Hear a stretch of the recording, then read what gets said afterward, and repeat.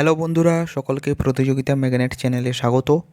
আজকে আবারও একটি নতুন চাকরির বিজ্ঞপ্তি নিয়ে তোমাদের সামনে চলে এলাম।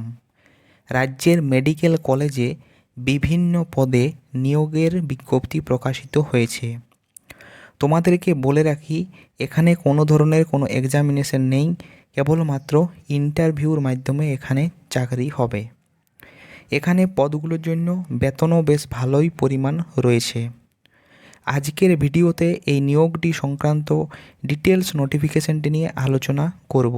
ডিটেলস নোটিফিকেশানটি আলোচনা করার পূর্বে তোমরা চ্যানেলে যারা নতুন দর্শক তারা চ্যানেলটিকে সাবস্ক্রাইব করে রাখতে পারো। তো চলো, প্রথমে আমি নোটিফিকেশানটি ওপেন করে নিই, তারপর বিস্তারিত আলোচনায় আসছি। ডিটেলস নোটিফিকেশানটি আমি ওপেন করে নিয়েছি। এখানে একটি অ্যাপ্লিকেশন ফরম্যাট দেওয়া রয়েছে। এই অ্যাপ্লিকেশন ফরম্যাটটি তোমাদেরকে কিন্তু ফিল আপ করতে হবে। আমি প্রথমেই একটু দেখিয়ে দিই তোমরা এখানে কিভাবে সেই অ্যাপ্লিকেশন ফর্মটি ফিল আপ করবে। প্রথমেই দেখো, এখানে দেওয়া রয়েছে নেম অফ দ্য অ্যাপ্লিক্যান্ট, অর্থাৎ তোমরা যার যা নাম, যে আবেদন করছো তার নাম এখানে লিখতে হবে এবং অবশ্যই সেটি হবে ইন ব্লক লেটার বা ইংরেজি অক্ষরের যে ক্যাপিটাল লেটারে হয় তাতে। এরপরে পোস্ট অ্যাপ্লাইড ফর, কোন পোস্টের জন্য তুমি আবেদন করেছো সেটি এখানে লিখতে হবে। এখানে 3টে মোট পোস্ট রয়েছে, আমি পরে আসবো সেই পোস্টগুলোতে। তো এখানে তুমি যে পোস্টের জন্য আবেদন করবে সেই পোস্টের নাম এখানে লিখতে হবে। এরপর রয়েছে এজ, অ্যাজ অন 1/7/2024। এখানে এরপর দেখো 3টে ঘর দেওয়া রয়েছে, প্রথমে ইয়ার, তারপরে মান্থ, তারপরে ডেজ। এই 1/7/2024 এই তারিখ অনুযায়ী তোমার বয়স কত হচ্ছে সেটি এখানে ফিল আপ করতে হবে। প্রথমে বছরে কত হচ্ছে সেই বছর লিখতে হবে, তারপরে মাসটি লিখতে হবে, তারপরে দিনটি। ধরো কারো বয়স 30 বছর 6 মাস 15 দিন, তাহলে প্রথমে ইয়ারের আগে তোমাদেরকে লিখতে হবে 30, মান্থের আগে লিখতে হবে 6 এবং ডেজের আগে লিখতে হবে 15। এরপরে দেখো রয়েছে জেন্ডার, এখানে মেল ফিমেল আদার যার যার জেন্ডার সেটি লিখে নেবে। এরপরে রয়েছে ম্যারিটাল স্ট্যাটাস, এখানে তোমাদের বৈবাহিক স্থিতি জানতে চেয়েছে, এখানে ম্যারেড না আনম্যারেড সেটি এখানে লিখতে হবে। এরপরে দেখো রয়েছে ডেট অফ বার্থ, এখানে তোমাদের জন্ম তারিখ চেয়েছে, এখানে প্রথমে তোমাদের যে ডেট, তারপরে মান্থ, তারপরে ইয়ার, এইভাবে ফিল আপ করতে হবে। এরপর রয়েছে ফাদার অথবা হাজব্যান্ডের নাম, এখানে তোমাদের বাবা অথবা যে স্বামীর নাম লিখতে হবে। এরপরে দেখো রয়েছে প্রেজেন্ট অ্যাড্রেস, তোমাদের বর্তমান ঠিকানা কি সেটি এখানে তোমাদেরকে ফিল আপ করতে হবে। এরপর রয়েছে মোবাইল নাম্বার, এটি কিন্তু নির্ভুলভাবে তোমরা এখানে ফিল আপ করবে। এরপরে দেখো রয়েছে ইমেল অ্যাড্রেস, ইমেল অ্যাড্রেসটিও তোমরা এখানে ফিল আপ করে নেবে।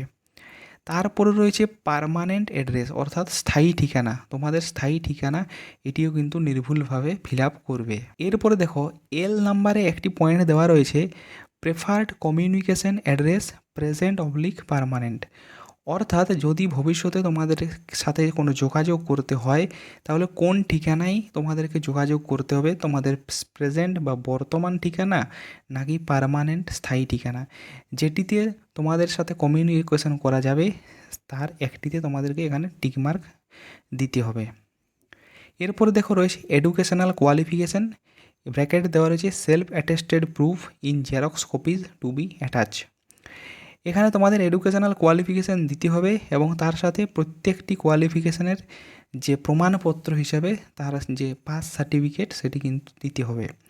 প্রথমে দেওয়া রয়েছে কোয়ালিফিকেশান, অর্থাৎ এখানে তোমরা নাম লিখে নেবে কোয়ালিফিকেশানে, যেমন মাধ্যমিক, higher secondary, graduation, post graduation ইত্যাদি।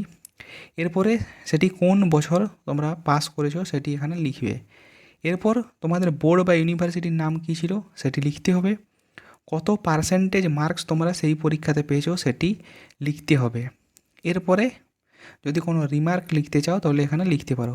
এইভাবে প্রত্যেকটি তোমাদের পরীক্ষার মাধ্যমিক, উচ্চ মাধ্যমিক, গ্র্যাজুয়েশন, পোস্ট গ্র্যাজুয়েশন, পিএইচডি যদি কারো থাকে ইত্যাদিভাবে প্রত্যেকটির এখানে তোমরা ফিল আপ করে নেবে। এরপরে এন নাম্বারে দেখো রয়েছে কম্পিউটার নলেজ, এখানেও তোমাদের এই কম্পিউটার নলেজে সেলফ অ্যাটেস্টেড প্রুফ বা জেরক্স কপি তোমাদেরকে কিন্তু দিতে হবে। এখানে তোমাদের যে নাম লিখবে কোর্সের, কোন বছর তোমরা পাস করেছো সেই বছর লিখতে হবে, কোন ইউনিভার্সিটি বা বোর্ড থেকে পাস করেছো তার নাম, কত পার্সেন্ট মার্কস পেয়েছো সেটি লিখতে হবে। এরপর যদি কোনো রিমার্কস লিখতে চাও তাহলে লিখতে পারো। এরপরে দেখো ও নাম্বারে রয়েছে এক্সপিরিয়েন্স, এর সাথেও তোমাদের যে সেলফ অ্যাটেস্টেড জেরক্স কপি সেটি কিন্তু জমা দিতে হবে। এখানে দেখো প্রথমে রয়েছে পোস্ট, অর্থাৎ কোন পোস্টে তোমরা ছিলে। এরপর রয়েছে অর্গানাইজেশন, সেই অর্গানাইজেশনে ছিলে তার নাম, ফ্রম এবং টু মানে কোন ডেট থেকে, টু বলতে কোন ডেট পর্যন্ত ছিলে সেটি। এখানে পিরিয়ড অর্থাৎ এই যে সময়সীমা, সে কত সময়সীমার জন্য ছিলে সেটি লিখতে হবে, এবং এখানে স্যালারি তোমাদের বেতন কত ছিল সেটি কিন্তু লিখতে হবে এক্সপিরিয়েন্সের ঘরে। এরপরে পি নাম্বার দেখো দেওয়া রয়েছে এনি আদার ইনফরমেশান, যদি অন্য কোনো তোমাদের তথ্য দেওয়ার থাকে এখানে লিখতে পারো। এবং সবার শেষে দেখো প্রথমে রয়েছে সিগনেচার অফ দ্য ক্যান্ডিডেট, এখানে নিজেদের নামটি এখানে সাইন করে নেবে। তোমাদের নেম অফ দ্য ক্যান্ডিডেট, তোমাদের নামটি এখানে আরেকবার লিখতে হবে। এখানে ডেট এবং এখানে স্থান, প্লেসের নাম দেবে। এটি ছিল সম্পূর্ণ যে অ্যাপ্লিকেশন ফর্ম সেটি। এরপরে আমরা দেখে নেব এখানে কোন কোন পোস্টগুলো রয়েছে, তাদের শিক্ষাগত যোগ্যতা, বয়সসীমা এবং বেতন কী রয়েছে সেগুলো সম্পর্কে। এখানে দেখো প্রথম পোস্ট রয়েছে কাউন্সিলর। এখানে তোমাদের একটি ভ্যাকেন্সি রয়েছে। এর জন্য তোমাদের যে শিক্ষাগত যোগ্যতা চেয়েছে সেটি হলো সাইকোলজি অথবা সোশ্যাল ওয়ার্ক অথবা সোশিওলজি নিয়ে তোমাদের কিন্তু গ্র্যাজুয়েশন পাস হয়ে থাকতে হবে। এর সাথে মিনিমাম এক বছরের এর রিলেটেড ফিল্ডে এক্সপিরিয়েন্স চেয়েছে। যদি কেউ সাইকোলজি অথবা সোশ্যাল ওয়ার্ক অথবা সোশিওলজি নিয়ে মাস্টার ডিগ্রি করে থাকে তাহলে তাকে কিন্তু এখানে প্রেফার করা হবে। এখানে দেখো বয়সসীমা চেয়েছে 50 বছরের নিচে যদি বয়স হয় তাহলে এখানে আবেদন করা যাবে। এখানে কিন্তু প্রত্যেক মাসে তোমরা যদি সিলেক্টেড হও 20,000 টাকা করে বেতন পেয়ে যাবে। পরের পদ রয়েছে দেখো স্টাফ নার্স, এখানেও একটি ভ্যাকেন্সি রয়েছে। এখানে তোমাদের যে শিক্ষাগত যোগ্যতা চেয়ে তোমাদেরকে এএনএম পাস হয়ে থাকতে হবে। এর সাথে মিনিমাম 1 বছরের তোমাদের এই ফিল্ডে এক্সপিরিয়েন্স চাই। প্রেফার করা হবে যদি কারো জিএনএম অথবা বিএসসি নার্সিং থাকে। এখানেও বয়সসীমা 50 বছরের নিচে হলেই তোমরা আবেদন করতে পারবে। এখানেও প্রত্যেক মাসে 20,000 টাকা করে তোমরা কিন্তু বেতন পেয়ে যাবে। তৃতীয় যে পদটি রয়েছে সেটি হলো ডেটা ম্যানেজার। এখানে একটি ভ্যাকেন্সি রয়েছে। এর জন্য তোমাদেরকে গ্র্যাজুয়েশন পাস হয়ে থাকতে হবে। এর সাথে তোমাদেরকে কিন্তু কম্পিউটার নলেজ থাকা প্রয়োজন। মিনিমাম তোমাদেরকে 1 বছরের এক্সপিরিয়েন্স কিন্তু থাকতে হবে। এখানেও প্রেফার করা হবে যদি কেউ হাইয়ার কোয়ালিফিকেশান কারো থাকে তাহলে সেক্ষেত্রে তাকে প্রেফার করা হবে।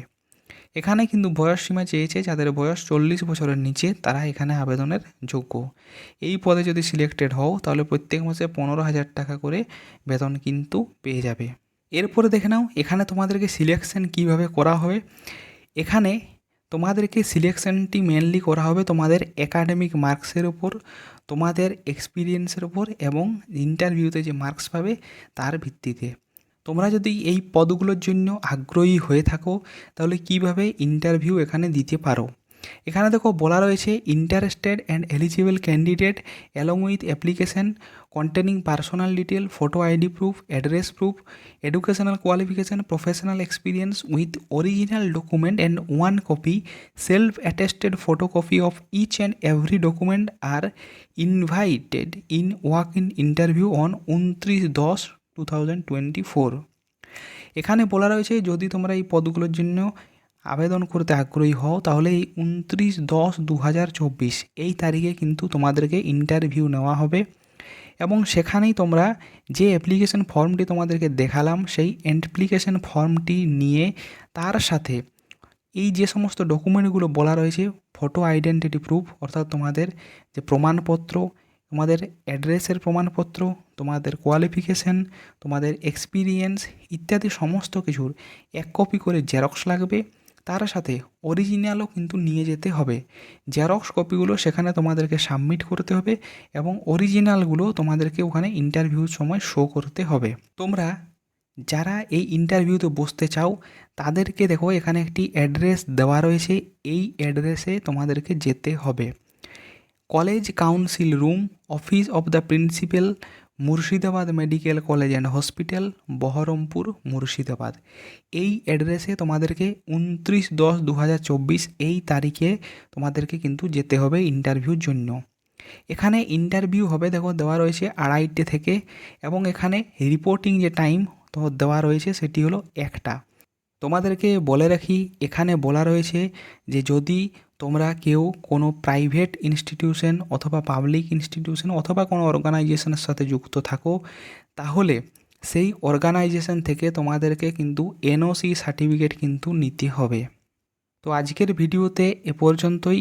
তোমরা যারা এই পদগুলোর জন্য আগ্রহী তারা ওই যে ঠিকানা দেওয়া রয়েছে সেখানে 29/10/2024 তারিখে ইন্টারভিউর জন্য যেতে পারো। ইন্টারভিউতে গেলে অ্যাপ্লিকেশন ফর্মটি এবং তার সাথে যে ডকুমেন্টসগুলো বললাম সেগুলো নিয়ে তোমরা ইন্টারভিউতে অ্যাটেন্ড করতে পারো। তো আজকের ভিডিওটি যদি তোমাদের ভালো লেগে থাকে তাহলে একটি লাইক করবে এবং চ্যানেলে যদি নতুন দর্শক হয়ে থাকো তাহলে চ্যানেলটিকে সাবস্ক্রাইব করে নেবে।